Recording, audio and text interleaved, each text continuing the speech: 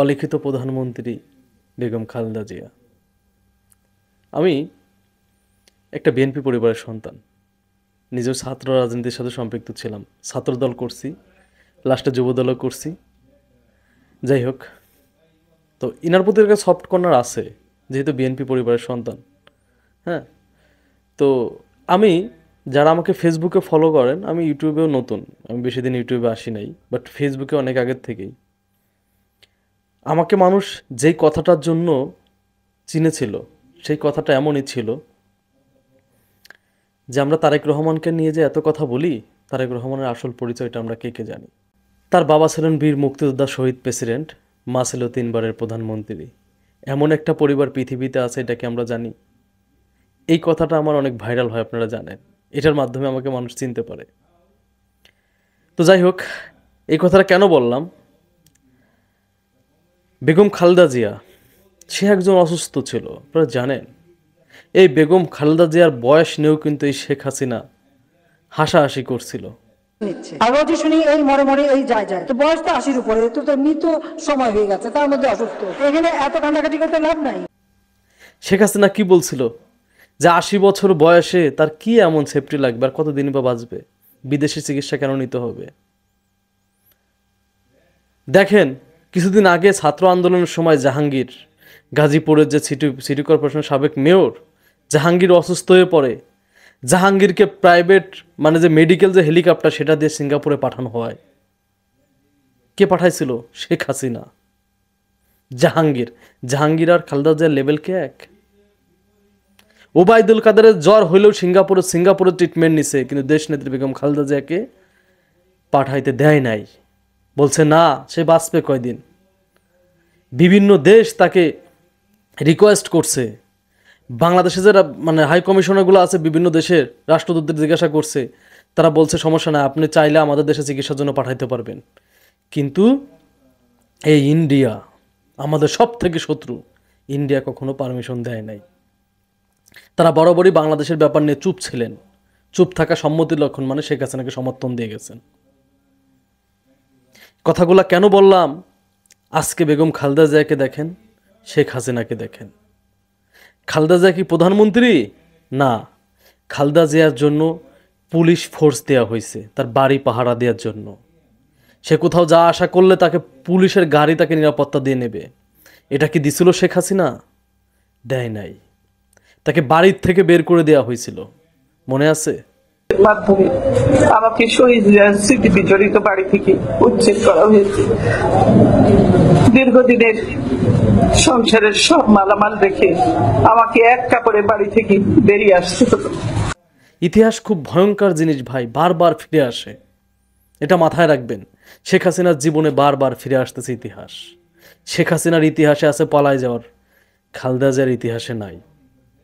খালেদা জিয়া যদি পালায় যেত, তাহলে আজকে এই দিনটা সে খালেদা জিয়া দেখতে পারতো না।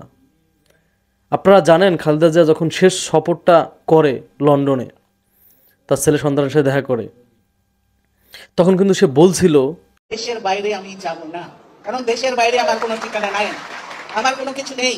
দেশের বাইরে আমি যাব না, এই দেশেই আমি থাকবো, এই দেশেই আমার জন্মস্থান, এই দেশেই আমার মৃত্যু হবে, এই দেশের মানুষের কাছের মধ্যেই আমি বেঁচে থাকতে চাই। যে আমার কোথাও বাংলাদেশের বাইরে যাওয়ার কোনো জায়গা নাই। কিন্তু তার ছেলে কিন্তু লন্ডনেই থাকে। সে চাইলে থাকতে পারতো না? সে দেশে এসে জানে যে তার জেলে যাইতে হবে, জেলে গেছে না। প্রথমে মামলার রায় দেওয়া হলো 3 বছর, পরে সেটা বাড়িয়ে 10 বছর করা হইল। আইনমন্ত্রী কোথায় তুমি? দেখছো ভাগ্যের কি নির্মম পরিহাস। তুমি আজকে জেলে, তোমার নেত্রী দেশ ছেড়ে পালাইছে, আর দেশ নেত্রী বেগম খালেদা জিয়ার গাড়িতে পাহারা দেওয়ার জন্য পুলিশ দেওয়া হয়েছে।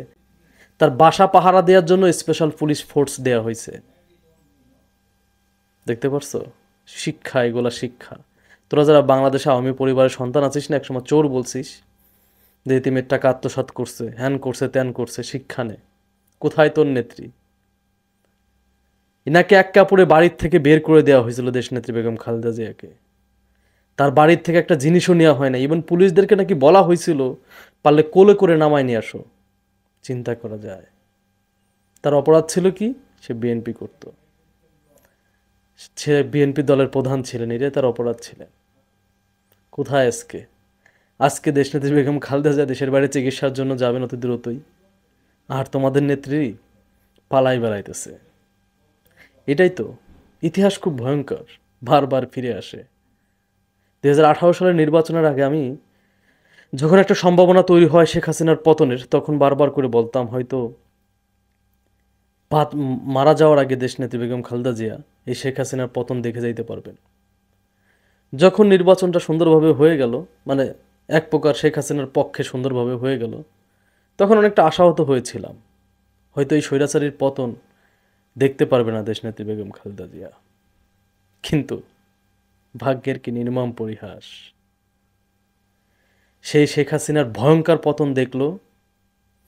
এমন পতন পৃথিবীর ইতিহাসে কেউ দেখছে কিনা আমি জানি না। 300 আসনে 300 এমপি পলাতক, থানার পুলিশকে পাহারা দেওয়ার জন্য প্রোটোকল দিচ্ছে সাধারণ জনগণ নিরাপত্তার জন্য, সব থানার পুলিশও পলাতক। এমন পতন পৃথিবীর কোনো দেশ মনে মেবি আজ পর্যন্ত দেখে নাই, যেটা শেখ হাসিনার সাথে ঘটছে। তার এত ক্ষমতা, এত কিছু কোথায় গেল একবার চিন্তা করতে পারছেন? কোথায় গেল তার ক্ষমতা, তার পুলিশ প্রশাসন সেনাবাহিনী সব আত্মীয়? ইতিহাস খুব ভয়ঙ্কর, বারবার ফিরে আসে। সেটা শেখ হাসিনা খুব ভালো করে এখন বুঝতে পারতেছে। এত বড় একটা দল বারবার করে বলছে, দেখেন 35% জনগণ আওয়ামী লীগকে ভালোবাসতো, আওয়ামী লীগের সমর্থিত ছিল। আজকে দেখেন 15ই আগস্ট ওদের সব থেকে শ্রেষ্ঠ নেতা বঙ্গবন্ধু শেখ মুজিবুর রহমান, তার জন্য ঢাকাতে 10 জন লোক বের হয় নাই। 10 জন লোক ঢাকাতে বের হয় নাই, গোপালগঞ্জে মিছিল করতেছে। ভাই, নিজের এলাকাতে বিড়ালও বাঘ হয়ে যায়, পারলে ঢাকাতে আসতে পারলি না 10 জন লোক?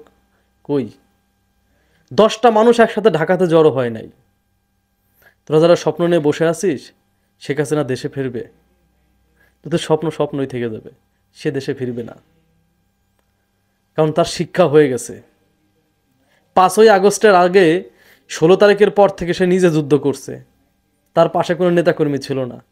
কোনো জেলাতে নেতাকর্মীরা বড় কোনো আন্দোলন করতে পারে নাই তার পক্ষে, তাকে ঠেকানোর জন্য সব জায়গায় পিটানি খাইছে। এত সুযোগ সুবিধা দিয়ে শেখ হাসিনা চর্বি জমায় ফেলছিল, এখন চর্বি ছোটাবে। আর দেশনেত্রী বেগম খালেদা জিয়ার স্পেশাল প্রোটোকল দেওয়া হয়েছে পুলিশের। মৃত্যুর আগে স্পেশাল একটা সম্মান সে পেয়ে যাচ্ছে বাংলাদেশের মানুষের কাছ থেকে। আর শেখ হাসিনার হয়তো মৃত্যুর শেষ সময়টা অন্ধকার কারাগারেই কাটবে, সেদিকেই যাচ্ছে। পরিবেশ পরিস্থিতি সেটাই বলে। ধন্যবাদ সবাইকে। আসসালামু আলাইকুম।